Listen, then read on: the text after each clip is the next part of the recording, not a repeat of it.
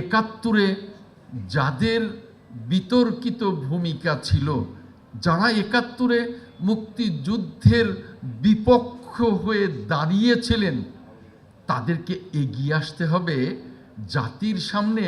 তাদের এই বিষয়টাকে অকপট স্বীকার করে জাতির সামনে তাদেরকে ক্ষমা চাইতে হবে। ইতিহাস এবং ঐতিহ্য রক্ষায় আমার মুক্তিযুদ্ধ মন্ত্রণালয় আপনাদেরকে সাথে নিয়ে কাজ করব ইনশাআল্লাহ। ব্রিগেডিয়ার জেনারেল হক রাওয়া সম্মানিত চেয়ারম্যান বলেছেন, আমরা বাংলাদেশটাকে গড়ে তুলতে আমরা ঐক্যবদ্ধ থাকব। এখানে স্বাধীনতার পক্ষ বিপক্ষের কথা বলে আমরা দেশটাকে বিভক্ত করব না। আমি ওনার কণ্ঠ মিলিয়েই বলতে চাই, আমরা দেশটাকে ঐক্যবদ্ধ রাখবার জন্যে আমাদের মাননীয় প্রধানমন্ত্রী জনাব তারেক রহমান, যিনি মহান মুক্তিযুদ্ধের মহান ঘোষক, রণাঙ্গনের মুক্তিযোদ্ধা, আধুনিক বাংলাদেশের রূপকার শহীদ রাষ্ট্রপতি জিয়াউর রহমান এবং বাংলাদেশের তিনবারের সাবেক প্রধানমন্ত্রী, বাংলাদেশের মহান অভিভাবক দেশনেত্রী ম্যাডাম খালেদা জিয়ার সুযোগ্য সন্তান, তিনি ঐক্যের ডাক দিয়েছেন।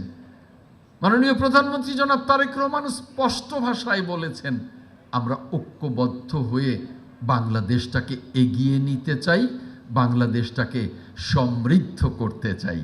আর সেজন্যে আমি বলবো, একাত্তরে যাদের বিতর্কিত ভূমিকা ছিল, যারা একাত্তরে মুক্তিযুদ্ধের বিপক্ষ হয়ে দাঁড়িয়েছিলেন, তাদেরকে এগিয়ে আসতে হবে জাতির সামনে।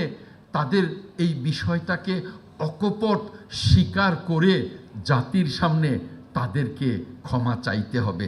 নইলে যারা পুরো জাতি এবং যারা মুক্তিযোদ্ধা, তারা এমনিতে সকলেই ঐক্য চান, কিন্তু এই বিষয়টাকে স্বাভাবিক করে নিতে তাদের তো একটু কষ্ট হবারই কথা।